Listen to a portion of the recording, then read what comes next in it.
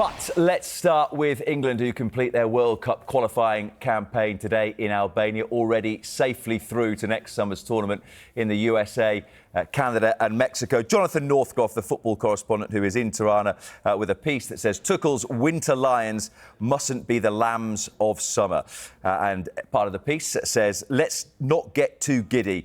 If Thomas Tuchel's team complete the version of perfection that is within their reach, a victory and clean sheet against Albania today would mean they become the first European nation to qualify for a World Cup with maximum points and 0 goals conceded. So where are England then, Jackie Oatley, as we move quickly towards next summer's World Cup? Well, in Albania, I believe, at the moment, but it's a good place to be. But in fairness, it's a cliche in football, but you can only beat what's in front of you. So on the one hand, they deserve a huge amount of credit for what they've done so far. 7 qualifiers, 7 wins, no goals conceded. Let's not downplay that just because they haven't had a big team in there. But on the other hand, this is all about winning the World Cup. This isn't just about qualifying. And when they had that friendly against some serious opposition, Senegal in Nottingham, they lost 3-1, and it was a case of, OK, we need to see England more against sides that are going to challenge them in the knockout stages. So that's why it's going to be really interesting to see who they face in the March window. Are they going to go for some serious opposition who are likely to be in the knockout rounds, should England progress? Or you know, who are they going to face? So that is the challenge. The likes of Elliot Anderson has been fantastic. 5 caps against the sides that we've just mentioned in the group and against Wales in a friendly, but hasn't been tested against bigger opposition. So I think that's the point that Johnny's making there, and it's a totally valid one. Which is not dissimilar, you would say, to a lot of England qualifying campaigns, that we sort of all know whenever they go into it, they are going to be at the major tournament at the end of things. Have you noticed a marked difference in any way in the way that Thomas Tuchel has approached his task, particularly compared to his predecessor, Gareth Southgate? Well, no, I don't. See, the thing with this, this group is, it's by far the weakest group, really. That's the problem, that we don't know. You can talk about the way he is handled or not, as the case may be, Bellingham or Foden or whatever. But in the end, the problem is we might not know whether any of these ideas are any good at all until maybe the last 16.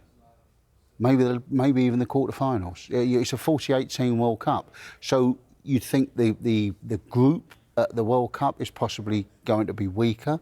You think the round of 32, you might luck out in the round of 32. It could well be a third-place team with your opponents or whatever. So by the time we actually get a test of, right, does this work? Like, you know, is Jude Bellingham actually Morgan Rogers' understudy? Is that what he is? By the time that is properly stress tested, it could be too late. It could be perfect. You go, oh, look at this. This is fabulous. But you don't know at the moment, Rob. That is the problem, and I completely agree with what Jackie says there. You can't do any more than win every single game, score lots of goals and not concede any. So it's a perfect qualifying campaign. But John's point in the Sunday Times there is that we've been here before. You know, Roy Hodgson was he goes in that piece talking about the perfect 10 and about Roy Hodgson and the 10 wins out of 10 games. And if you remember how that qualifying campaign ended, it ended in a defeat to Iceland, because it turned out that wasn't really a great indication of where we were as a team. With Harry Kane taking corners. With Harry Kane taking corners, you know, and so, look, I don't really want to seem like a downer on this, but I've seen too many of these, if you know what I mean. I'm now at that stage where you're like, yeah, I've been here. Capello was like, that was a blister. It feels a bit like counselling, Mark. Well, it was. Capello. I tell you the thing. Capello's one, right? Capello's one.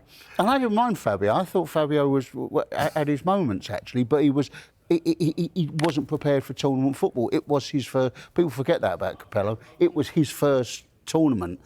He thought he prepared for it like a pre-season, and you can't because everyone's exhausted. But his qualifying campaign was amazing. Rooney was the top scorer in the world, apart from one guy in Oceania who was like scoring 5 goals a game or whatever. It was a fabulous campaign. Got us nowhere. We got slaughtered by Germany. I mean, the French often joke that England are world champions of qualifiers. Yeah, Brutal. I have to say here, really, to be fair. But I think Tuchel is doing some good things, certainly for the life of the squads, in terms of, I think, his transparency and honesty in a way. Maybe sometimes it's a bit too much, like Foden, Kane and Bellingham can't start together and that kind of things. But at least he's putting, I think, the rules in place. The life of the squad is very important. He's trying different things. And I think this is probably a good thing as well. It's perhaps the right person to ask then about the honesty we've seen from Thomas Tuchel. Do you get the sense that a little bit of it is because he's not English? Yeah. And the sense that there is also the point about the contract, and he has made some noises that he would be open to staying beyond the World Cup, but there is a sense that he could just say, OK, either way, I'm done at the end of the World Cup. Thanks very much. I don't know anything. I don't know anyone an explanation. I don't know any key players, a reason as to why they're not in the team. I'm going to do it my way. Yeah. I don't really care what anyone thinks. Yeah, completely. I think that's true. I think he's got free reins to do what he wants, make the decisions that he wants. And I think this is what this team needed anyway. Somebody who can come in, big calls, big personality, not afraid of anything and anyone. Southgate was very different. He arrived at a time where he had to pacify everything and had to make things better, and which I can understand. Tuchel is very different, and Tuchel was lucky to come after Southgate and what Southgate had done for the national team overall, because otherwise it would have been a very different story. Julian, just go on, Martin. I was going to say, no, people talk about England as if we were this basket case. It was a team that reached the European Championship final. It was a team that had reached the previous European Championship final. He took over a very good England team, and he is there to win the World Cup. I mean, this is why all this sort of adjustment of, if we play quite well, I'm sure. Because no, you're not here. You're not here for. We can get someone in for the playing quite well stuff. We had someone where you could sort of play quite well, get to the final or whatever. He's there to win it. Then, given that Martin was sort of guiding us through all our yesterdays and qualifications and tournaments gone wrong, one of the points that Jules touched on is that he doesn't seem afraid to pick what he thinks is the best team, not necessarily the best players. And we've had it before with Lampard and Gerrard and Paul Scholes playing on the left, or whatever it might be. Do you agree with him that you can't see a world where Bellingham, Foden and Kane all play in the same 11? Yeah, I don't want any shoehorning. I don't support Liverpool or Man City or any of these. I don't care who's in the starting 11. I want England to win the World Cup. England fans should want England to win the World Cup regardless of who's starting. And I think he's handling it really well. Really well. And obviously he knows more what goes on behind the scenes in terms of who interacts well with each other and what have you. And I think he's sorting that out now. And the Bellingham situation we talked on last time I was on here, we referenced your article as well. And there are some columnists who are saying he's just got to start superstar players like Bellingham. I understand that. And also other people going, no, he's got to do what he's got to do to win the World Cup. I'm very much in the camp that he has to do whatever he has to do to win the World Cup. And if that means dropping enormous names from the start, I don't care. I mean, there is a reference point here in terms of England winning major tournaments. The last 2 Women's Euros have been won by a manager who used the substitutes off the bench. Russo and Toon in 2022 came off the bench every time and they were match winners. Chloe Kelly scored the winner at Wembley. She didn't start that final. This tournament that they won again, Chloe Kelly didn't start any of the games and she was the star player in the quarterfinals, 2-0 down late on against Sweden. She came on, set up both goals and scored in the penalty shootout. Semi-final, scored the winning goal. The final, scored the winning penalty. Didn't start any of them. So all this talk about starting players, yeah, OK, great, it fills papers and it's great for chat shows such as this. But I don't really care who starts. It's about the bigger picture and who is going to help England get over the line. However Tuchel sees fit, we'll judge during that World Cup. The other point about the bigger picture, and Johnny's piece goes into the preparation for next summer, the one thing that keeps being brought up is the heat, that you can guarantee every game he's going to empty his bench. So it doesn't, as Jackie said, starting will make a big discussion if Jude Bellingham, for example, is not in the team, but he's going to use his subs every single match because he's going to need to. Yeah, absolutely. I'm a strong believer, and Deschamps says it all the time with France, about it's not the 11 best players of your country that you put together, it's the best 20, it will be 26 in this World Cup. the best 26 squad that you can put together. So the ones who will start, the one who will finish games, the one who won't play a single minute, because there will be 1 or 2 or 3 who won't actually play at all and will just be there for a training session and put a bit of fun within the life of the squads in the camp base, wherever that is. Those are more important even probably than if Bellingham starts or Foden starts or where do they play. And I believe he will do that. So I would not be surprised if Bellingham doesn't start the World Cup, but Rodgers starts instead at number 10 position, because Tuchel believes he's a better player. I don't think Rodgers is a better player, but I think Rodgers complement Kane better than Bellingham. In Tuchel's view, we can even debate that, but I think Tuchel sees Kane and Rodgers as probably the best front two-ish possible, more than Kane Bellingham or Kane Foden. And I think he's ready to do that. And again, if he feels that Bellingham could cause problem by not being a starter and not being happy about it, he might even leave him at home. But that would be the point, again, going back to former squads, Martin. You would probably make cases over time where Emil Heskey was not one of England's best 2 strikers, goal-scoring wise, but he certainly brought the best out of particularly Michael Owen, and that's why he was in the team. Wayne Rooney more than Michael Owen, actually. But because that was the Wayne Rooney scoring off the charts is Emil Heskey at centre forward. But all I would say is this: if these are the guys to win the match at the end, why they're not the guys to win the match at the start? You know, your best team is your best team. I'm sorry, I can't. Pep Guardiola knows a player. There was a reason Morgan Rodgers ends up at Middlesbrough and Phil Foden is still at Manchester City, unless we think that Pep Guardiola maybe doesn't know a player and it should have been Phil Foden that went to Middlesbrough.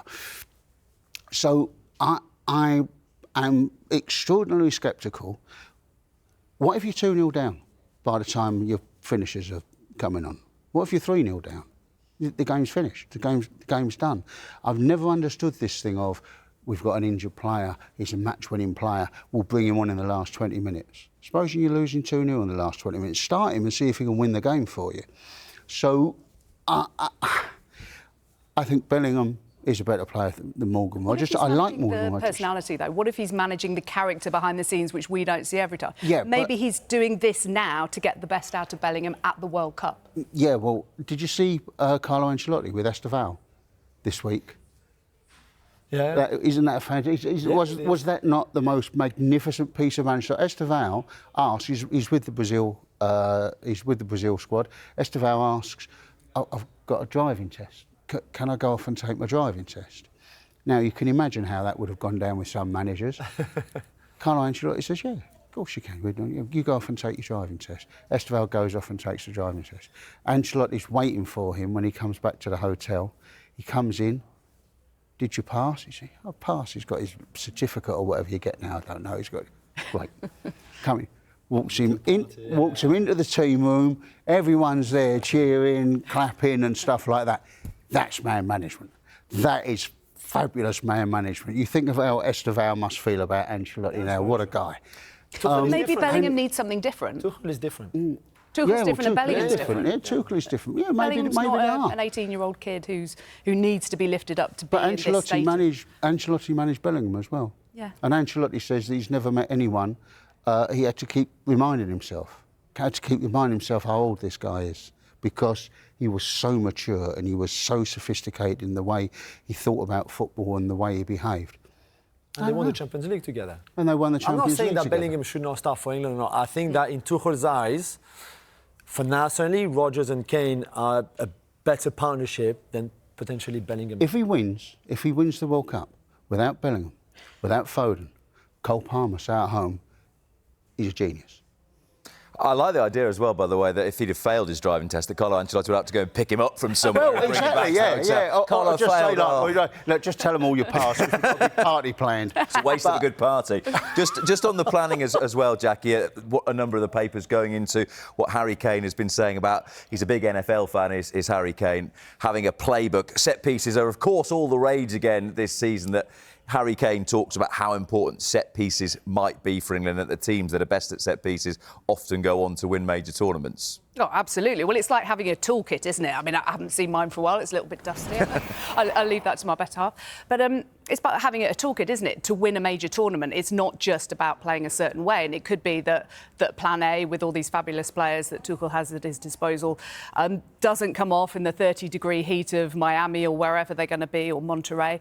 And it's a case of the fabulous Declan Rice corner helps seal the deal. So absolutely, you use all the tools that you have. I mean, I know Declan Rice's mother-in-law a little bit. I saw her a couple of days ago and I asked her if she taught him how to take those corners, and she said no. Not taking any of the credit for it. No, she didn't take any credit. I was shocked by that. Lovely lady she is.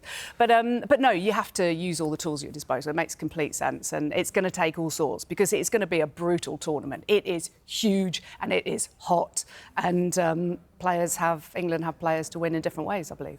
But that is a significant point, that Declan Rice, the corners and set pieces for Arsenal have been so big this season that England would be mad not to take advantage of someone with that sort of delivery. Completely, yeah, and small margins anyway. In 2018, I think England scored 6 goals on set pieces. France won the World Cup on set pieces too. Argentina in 2022, the same. So it's a massive part of the game now. You see in every single league. We see a lot here, obviously, with Arsenal and all the success that they've had by developing that side of their game. Maybe a bit too much for some people. So there's no reason for England or other national teams that go to the World Cup not to be ready for that, especially when you've got the kind of deliveries that Declan Rice can put. It would be stupid for them not to work on it. How much can they work on it? Not sure. The playbook, every club has combinations. Maybe it's not a proper playbook like in NFL, but this is nothing new to those players anyway. Jose Mourinho had a playbook 20 years ago. It was literally this. Pep Guardiola has a playbook. This is where you go. This is where you go. When we've got the ball here, this is where you should be. Everyone's got a playbook. It's a great way of conserving energy. That's one thing. If you can win the game with the set piece in America, if you can get 2 goals up with a set piece in America, you can then conserve energy. And we're very good at them. And some teams will be utterly exposed by that, in the way that some teams, some goalkeepers in the Premier League are completely exposed by what Arsenal do. So there's a great advantage in having that and in doing that. But any canny manager will have worked something out on set pieces. The other thing about America as well, I worked there quite a lot, commentating on football over there, and there have been a lot of delays in play during the game, something we're just not used to over here. And, I mean, it frazzled Enzo Maresca's mind a little bit, didn't it, with Chelsea? Frazzled me in Charlotte. I had a plane booked. I had the last plane out of Charlotte booked that night, and it was just getting late. I mean, 4 hours after the final whistle, you're thinking, oh, we've got no problem at all. Whatever happens, no. And it was a photo finish in the end. A photo finish, I love that. Photo finish. Did you get there in time? Yeah, got there in time. Good. Had this wonderful lady driving this Uber like a lunatic to the airport. We got there with about 25 minutes to spare. Yeah, Brilliant, they will hold the phones while driving over there as well. But yeah, I commentated on a cup final in North Carolina. Thought I had plenty of time for my flight back to London, watch my kids playing football next day, brilliant. And missed the flight because we had an hour and a half, 2 hour mid-match delay because the whole lightning situation. But that was completely normal to them. And there was another game as well, although it was one in the Women's World Cup in 2019 as well. So it's not just in America.